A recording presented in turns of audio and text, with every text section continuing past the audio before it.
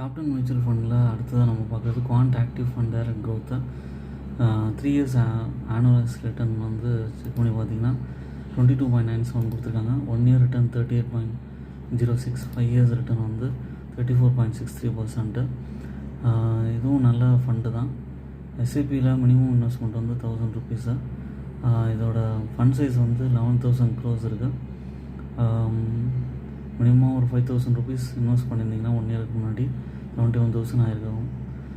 Holdings வந்து பார்த்திங்கன்னா Reliance Industries, HDFC Bank, Adani Power, Jio Financial, Ravindra Pharma, Aegis Logistic, Britannia Industries, Jindal Steel Power, HFC, இது மாதிரி நிறைய கம்பெனிஸ் இருக்குது.